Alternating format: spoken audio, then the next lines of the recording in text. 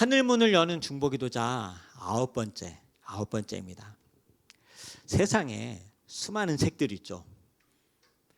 수천만 권 아니면 혹시 조 단위의 책이 있지 않을까 생각해요. 즉 많은 유익된 책들이 있습니다. 부동산으로 100억 번 사람의 투자 방법, 그런 책 얼마나 많이 사람들이 사서 나도 100억 벌어야겠다. 주식으로 100억 번 사람들의 그 노하우. 얼마 전 그 유퀴즈 TV에서 그 노량진, 저는 집이 흑석동이기 때문에 왔다 갔다 자주 해요. 옛날에 컵밥 거리가 있었어요. 아세요? 근데 지금 컵밥 거리가 없어요. 망했어요. 그런데 그 노량진 컵밥 하나로 미국에 가서 미국과 전 세계 컵밥 매장만 200개, 그래서 600억을 버는 그런 청년의 그 책도 나왔더라고요. 또 수학을 잘하는 수학책, 영어를 잘할 수 있는 영어책, 요리를 잘할 수 있는 요리책, 또 사람의 병을 고치는 의학서적, 수많은 세상엔 외계인 같은 기인들이 있더라고요. 사람 같지 않은, 어떻게 저렇게 돈이 많지? 어떻게 저런 빌딩을 지을 수 있지? 어떻게 저러한 생각과 저러한 지식을 갖고 있지? 어떻게 저렇게 사람을 고치지? 어떻게 저렇게 큰 기업을 경영하지? 고수들이 있어요. 상상할 수 없는 제야의 고수도 많고, 그런 성공적 삶을 기록한 책들이 넘쳐나는데요. 그런데 여러분이 갖고 있는 그 유일한 책은요, 유일하게 우리를 영생하게 하는 책인 줄 믿습니다. 우리에게 주신 그 하나님 책이야말로 하나님의 자녀가 되게 하는 유일한 책이고요, 하나님 나라의 상속자가 되게 하는 유일한 책이고요, 이 광야에 같은 세상에서 어떻게 하면 승리하며 살 수 있는 방법을 가르쳐주는 유일한 책, 성경 단 한 권밖에 없음을 기쁨으로 아멘하여 하나님을 찬양하는 저와 여러분 되길 축복합니다. 그 증거가 하나님께서 출애굽한 이스라엘 백성의 지도자 모세가 있잖아요. 모세를 통하여 이 노예 생활을 종식하고 광야를 건너 가나안 땅, 천국을 예표하는 가나안 땅, 에덴 동산을 예표하는 가나안 땅으로 들어가라 하시면서 여호수아에게 그 모든 것을 후계자로 넘겨줍니다. 그러면서 하나님께서 여호수아에게 동일하게 모세에게 했던 말씀을 주시는데, 어떻게 하면 미약한 너희들이 가나안 정복하고 수많은 적군들을 물리치고 즉 그곳에 있는 거민들을 이기고 그 땅을 차지할 수 있는가라는 방법, 그걸 가르쳐 주세요. 책으로. 우리 여호수아 1장 8절 말씀, 모든 말씀을 우리가 함께 선포하며 나가도록 하겠습니다. 이게 어떻게 승리할 수 있는 방법인가? 우리 아들들이, 저와 여러분이, 우리의 가정이, 서울 엘림교회가 어떻게 하면 이 모든 문제, 수많은 적들과 견관성을 이길 수 있는 그런 방법이, 매뉴얼이 어디 있는가? 우리가 함께 선포하며 이 율법책을 시작. 이 율법책을 내 입에서 떠나지 말며 주야로 그것을 묵상하여 그 안에 기록된 대로 다 지켜 행하라. 그리하면 내 길이 평탄하게 될 것이며 내가 형통하리라. 하나님께서 주신 말씀이 있어요. 그 말씀을 여러분 기쁨으로 받으시기 바랍니다. 그 말씀대로 지켜 행하고 묵상하고 그 말씀대로 살면 우리 아들을 통하여 여호수아의 승리가 있을 줄 믿습니다. 우리 부모님을 통하여서 아론과 훌, 모세와 같은 승리가 있을 줄 믿습니다. 여기 계신 모든 분들의 삶과 가정을 하나님께서 지켜줄 줄 믿습니다. 거대한 온 세상이 군대가 되어서 우리에게 쳐들어온다 할지라도 만군의 여호와 되신 하나님이 더 큰 천사와 천군과 불말과 불병거를 동원하여서 우리를 보호하시고 그 모든 대적들을 물리칠 수 있는 그 말씀이 우리에게 주어진 줄 믿습니다. 그 말씀대로 살아가시는 저와 여러분 되길 축복합니다. 그래서 율법학자들이 하나님 믿는다고 하니까 이 모세에게 준 그 율법, 자그마치 613가지의 율법을 지키기로 결정을 합니다.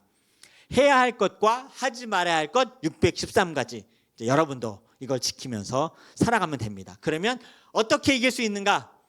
어떻게 하면 죄악에 빠지지 않을까? 어떻게 하면 대적들을 물리칠 수 있는가라는 613가지 준비 단단히 하세요. 613가지 지킬 수 있는 사람이 있어요? 없어요? 없죠.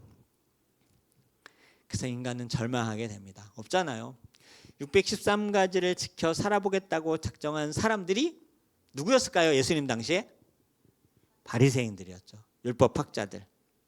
그런데 이 율법을 지킬 수 없다라는 것을 성경에도 기록하고 있습니다. 로마서 3장 20절 우리가 함께 선포하며 읽어보도록 하겠습니다. 시작.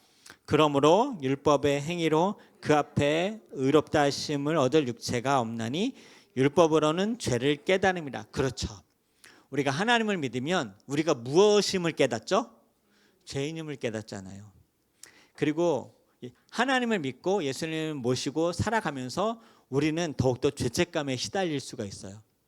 다른 사람들은 아무렇지 않게 살 수 있는 것을 우리는 죄에 대해서 민감하게 생각하고 또한 그것에 대해서 반응하게 되고 또 지켜야 할 것, 해야 할 것, 하지 말아야 할 것 가운데 우리가 살아보겠다고 613가지는커녕 63가지도 감당하기 어려운 그런 연약함을 우리 스스로 발견하게 됩니다. 그래서 사도 바울도 오라 너무 곤고하고 이거 정말 죽을 것 같이 힘들다. 이 사망의 음침한 골짜기에서 누가 나를 건져내랴 그렇게 신음했었죠. 율법을 지키려고 율법을 알면 알수록 우리가 죄인이고 연약하고 살아갈 수 없구나라는 것을 깨닫기 때문에 우리는 하나님을 맞이할 수 있고 하나님께 나아갈 수 없는 존재구나라는 것을 깨닫게 된다는 것이죠. 그리고 613가지 중에 더 좌절스러운 것은요. 하나만 범해도 웬만큼 했네라는 것이 아니라 모든 율법을 다 범한 것이라고 나와요. 야고보서 2장 10절 말씀 함께 우리가 보도록 하겠습니다. 시작. 누구든지 온 율법을 지키다가 그 하나를 범하면 모두 범한 자가 되니. 자, 613가지 율법을 지킬 수 있습니까? 없습니까? 사람이 없죠. 밑빠진 독에 물 붓기라는 거 있죠. 이 항아리에 바닥이 없어요. 그런데 어떻게 아구까지 물을 채울 수 있을까요? 불가능한 거예요. 그걸 해보겠다고 하는 게 율법을 지키려는 삶이죠. 어떻게 죄사함 받지? 어떻게 승리하지? 어떻게 이 유혹을 피하지? 어떻게 이 말씀을 지키며 살아가지? 불가능하단 말이에요. 지긋지긋한 이 죄, 연약한 몸, 연약한 마음, 연약한 심령이 더욱더 율법을 보면 볼수록 우리는 죄인이라는 것을 깨닫는 것이죠. 어떻게 구원을 완성해 나가고 우리가 이 죄로부터 벗어날 수 있을까? 그런데 이 모든 죄와 이 지긋지긋한 이 사망 권세를 이기신 분이 계세요. 그분이 누구시죠? 예수님이시죠. 예수님은 우리와 같이 지긋지긋한 이 율법 그리고 계속해서 죄책감과 낭망함과 인간은 역시 죄인이구나, 연약하구나, 넘어질 수밖에 없구나 한 그 연약한 모습을 그대로 입고 오신 예수님께서 율법을 완성하시고 모든 사람이 다 지키지 못했던 그 율법을 다 행하시고 완벽하게 지키시고 한 번에 우리의 모든 죄를 죄 없으신 분이 죄를 짊어지시고 죽으셨기 때문에 우리가 그 죽으시고 부활하신 예수님을 우리 안에 믿기만 하면 율법을 완성하시고 율법을 이기시고 완벽하게 해결하신 그 분으로 말미암아 우리 안에 계신 예수님으로 우리도 의롭다 칭함을 받을 수 있는 율법을 지켜서 지키지 못해서가 아니라 예수 그리스도라는 율법의 완성자로 그분 한 분만 모심으로 말미암아 우리가 온전하게 그 율법을 완성한 의롭다 칭함을 받는 이 은혜 우리가 바로 그 예수님을 믿고 있다는 그 기쁨이 여러분 안에 참 평안함으로 찾아오시길 주의 이름으로 축복합니다. 하나님도 우리를 정죄하지 아니하시지만 마귀도 우리를 정죄할 수 없게 되는 거죠. 우리 안에 계신 예수님으로 말미암아 이것이 복음이고 은혜인 거죠. 우리 마태복음 5장 17절 보시면 예수님이 어떠한 목적으로 오셨는가? 시작. 내가 율법이나 선지자를 폐하러 온 줄로 생각하지 말라. 폐하러 온 것이 아니요 완전하게 함이 아닙니다. 할렐루야. 저를 따라서 영접하는 자 곧 그 이름을 믿는 자들에게는 하나님의 자녀되는 권세를 주셨으니 우리같이 허술한 죄인이 예수님을 영접함으로 우리 안에 계신 예수님의 그 보혈 의의 공로로 우리가 의롭다함을 칭한다. 이걸 칭의라 그러는 거예요. 여러분 안에 계신 예수님을 사랑하시길 축복합니다. 우리 안에 계신 예수님으로 인하여서 여러분 감사하길 축복합니다. 우리 안에 계신 예수님의 이름으로 기도하여 응답받길 축복합니다. 오늘 그 말씀을 전하라고 해요. 여호수아 말씀, 그 율법을 다 지켜 행하는 그 형통한 평탄하게 살 것에 대해서, 어떻게 평탄하고 형통하게 살 것에 대해서 다시 한번 설명을 하면요, 여호수아 1장 8절 다시 한번. 하나님께서 여호수아에게 어떻게 하면 가나안 땅을 정복하고 연약한 너가, 죄에 쓰러지고 율법으로 넘어질 너가 어떻게 이것을 다 지켜야 가나안 땅을 정복하고 승리하고 죄로 넘어지지 않고 적군과 모든 대적들을 이기고 견고한 성을 이기고 거인들을 이길 수 있는가라는 그 613가지의 승리할 수 있는 매뉴얼, 율법을 우리에게 주셨어요. 다시 한번 시작. 이 율법책을 내 입에서 떠나지 말게 하며 주야로 그것을 묵상하여 그 안에 기록된 대로 다 지켜 행하라. 그리하면 내 길이 평탄하게 될 것이며 내가 형통하리라. 자, 그런데 예수님께서는 이 율법을 지키지 말고 그리고 이것을 폐하라고 말씀하신 게 아니라 그랬어요. 예수님께서는 이 모든 것들을 다 완성하셨고 지키셨고, 우리 안에 계신 예수님으로 인하여서 우리가 어떻게, 그러면 무엇을 이젠 지키며 무엇을 행하며 우리가 어떻게 살아가야 될 것인가, 이 613가지 말씀을 통하여서 우리가 완벽하게 하나님 안에서 율법으로는 의롭다 하심을 받을 수 없지만 우리 안에 누가 계시다고요? 예수님이 계시기 때문에 그 예수님으로 우리는 이것을 행하면 돼요. 데살로니가전서 5장 16절 그래서 하는 거예요. 항상 기뻐하라, 쉬지 말고 기도하라, 범사에 감사하라, 이것이 그리스도 예수 안에서 너희를 향하신 하나님의 뜻이니라. 여러분, 항상 기뻐할 수 없어요. 기도한다고 다 응답되지 않아요. 그리고 우리가 범사에 감사할 수 없어요. 왜? 613가지의 율법이 나를 죄책감 만들게 하고 넘어지게 하고 좌절케 하거든요. 지킬 수 없으니까. 그런데 중요한 게 있어요. 누구 안에서 하나님의 뜻을 이룰 수 있다고요? 그리스도 예수 안에서. 그렇기 때문에 예수의 이름으로 기뻐하고 예수의 이름을 가지고 기도할 때 응답받고 예수로 말미암아 우리에게 참 소망이 있음을 감사하는 이 세 가지만 지키면 되는 거예요. 얼마나 쉬워요. 하나님께서 우리에게 엄청난 은혜를 주신 걸 믿으시길 축복합니다.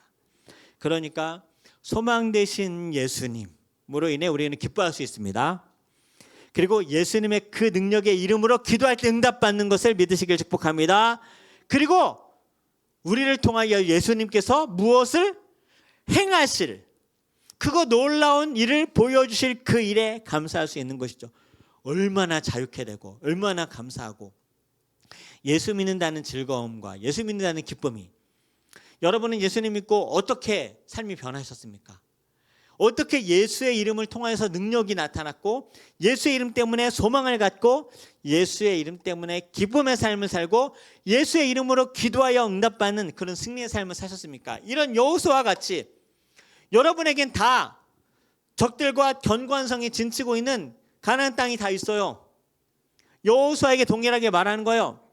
이 율법책을 내 입에서 떠나지 말고 묵상도 하고 지켜 행하라. 그러면 평탄하게 될 것이다. 지키지 말라는 것이 아니에요. 예수의 이름으로 기뻐하라. 예수의 이름으로 기도하라. 그리고 주님께서 우리에게 주신 그 기도 응답에 대한 또 우리와 함께 하실 그 영원한 하나님의 나라에 대해서 사망이나 생명이나 천사들이나 권세자들이나 어떤 세상의 피조물도 하나님의 사랑에서 우리를 끊을 수 없는 그 사랑으로 인하여 감사하라. 그러한 여러분에게 축복합니다. 얼마나 마음 가운데 평안해요. 예수의 이름으로 직장 생활하고 학교 생활하고 예수의 이름으로 기뻐하고 교제하고, 그러니까요 항상 기뻐하고 예수의 이름으로 쉬지 말고 기도하고 범사에 감사하라. 이것이 율법의 모든 것을 다 함축된 정말 엑기스예요. 이 세 가지 알약, 이 세 가지 묘약만 먹으면 613가지가 다 해결이 되는 거예요. 왜? 그리스도 안에서 예수님께서 이 율법을 사랑으로 완성하셨기 때문에. 그래서 제가 누누이 얘기하잖아요. 여기 보면 가운데 있는 기도한다는 것이 기뻐할 수 있게 하고 감사할 수 있게 하는 그러한 원인, 그런 에너지라고 저는 선포했습니다. 기뻐한다는 것은 좀 관념적일 수 있어요. 기쁨을 느낀다 말 돼야 안 돼요. 그렇죠? 감사가 느껴진다 말 돼야 안 돼요. 기도가 느껴진다 말 돼야 안 돼요. 안 되죠. 안 되잖아요. 기도 느끼는 게 아니에요. 기도는 무엇이죠? 하는 거예요. 그래서 왜 기도를 해야 되는지, 이것이 행위가 아니고 이것이 왜 믿음이고 이것이 예수 그리스도의 본질인지, 내 이름으로, 그래서 예수 그리스도의 이름으로 기도합니다라는 것이 바로 예수 안에서 너희를 향한 하나님의 뜻. 그래서 우리가 예수의 이름으로, 그 능력의 이름으로 기도하는 거예요. 보세요. 그 증거를 말씀드리겠어요. 그 믿는 자가 기도하는 것이 아니라 기도하는 자가 믿음 있는 자라. 그래서 제가 기도가 신앙생활의 전부라고 얘기하는 거예요.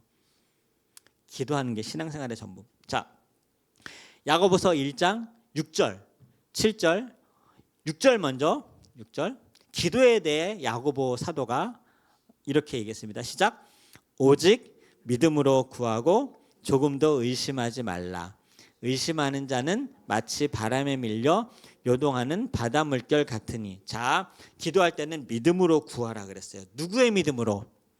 예수 그리스도를 믿는, 예수 안에서 우리를 향한 하나님의 뜻, 그 믿음으로 구하고 조금도 의심하지 말라. 의심하는 자는 그 의심 때문에 요동하는 사람이다. 바람에 밀려 요동하는 바닷물결 같이 의심하고 연약한 사람이다. 그러한 사람에게는 이런 결과가 나타나요. 7절. 이런 사람은 무엇이든지 주께 얻기를 생각하지 말라. 제가 몇 번 얘기했지만 의심하고 기도할 때 무엇이든지 주께 얻기를 생각하지 말라가 아니에요. 믿음이 있다고 해서 모든 사람이 기도하진 않는다는 거예요. 믿음이 무엇인데요? 믿음은 기도하는 자이기 때문에 그래요. 기도하는 자가 기뻐할 수 있고 감사할 수 있어요. 그렇기 때문에 의심하는 사람은 기도하지 않아요. 의심하는 사람은 바람에 밀려 요동하는 바닷물결 같은 사람이에요. 그러니까 조금 더 의심하는 사람은 그 조금 더 의심하는 그 마음으로 기도하지 않는다는 거예요. 이런 사람은 무엇이든지 주께 얻기를 생각하지 말라. 이 해석이 정확해요. 너가 믿음이 없지? 믿음이 없기 때문에 기도하지 않을 거야. 그렇기 때문에 너가 무엇이든지 주께 얻기를 생각하지 말라라고 하는 해석이 정확하다는 것이죠. 왜냐하면 그 증거가 야고보서 2장 17절에 나와 있습니다. 시작.